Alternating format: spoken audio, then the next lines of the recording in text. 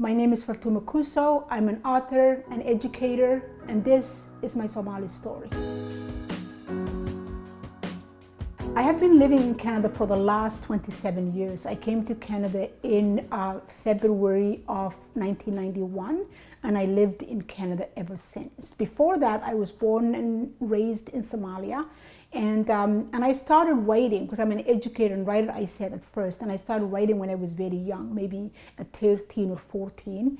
And my first story, Amran, a story of a young girl who gets involved in a forced marriage, was published in the October Star in 1984.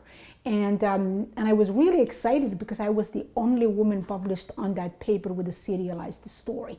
And after that, the paper gave me a column that was published every Monday that I wrote until the start of the war when I had to leave Somalia. I have 5 adult children, and they're the best thing in my life. And I have 2 boys and 3 girls. And I'm dating myself, but my oldest daughter is 31, and my youngest child is 20. So I have 5 children between those ages, 2 still in university, 3 graduated from university and working. I always loved writing, and I was writing as long as I can remember. I've never imagined myself as nothing but writer.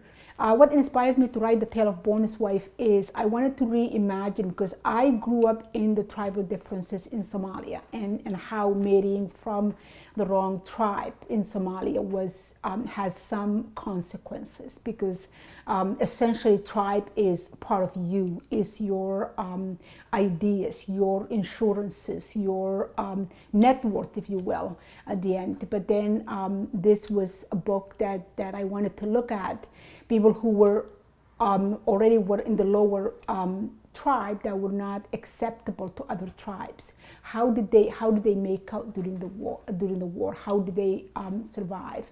And the story came to me when I watched a YouTube video of 2 young boys that distinctly looked they belonged to that tribe, that were accused of stealing a cell phone and suffered severe consequence. So I tried to imagine that, a whole family, and I got into through the love story of a young woman who decides to go marry from the wrong tribe. In the next 5 years, I'm actually working on 2 books. One of them is through revision, and the other one is going through the first draft. So I see myself having both those 2 books out for next 3, 4, 5 years. That's the plan.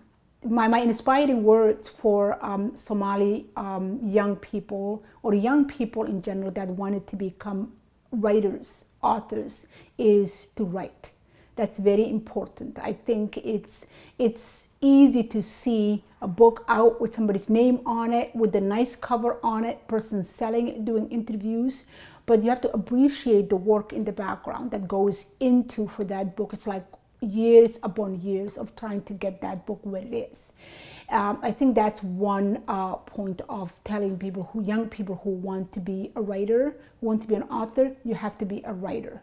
Right, so those are 2 different. Author is when somebody takes the book, publishes it. Hopefully you get some money for it. Hopefully you get some interviews for it. But that's only based on hopefully, right? But if you are a writer, you write for the sake of writing, because you have a story to tell. You have something to share the world. And if you become an author and somebody picks it, that is the gravy. I look at it, being an author, like this. If you have a bowl of meat and you have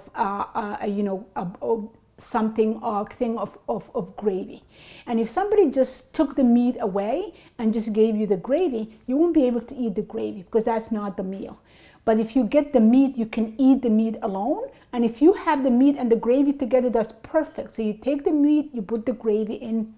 I know I'm using an analogy that maybe some people who don't like gravy might not relate to it, but that's the idea. So the writing part is the meat, and becoming an author, getting published, is the gravy. So as long as you're willing to eat the meat alone, which means that you're willing to write, even if you do not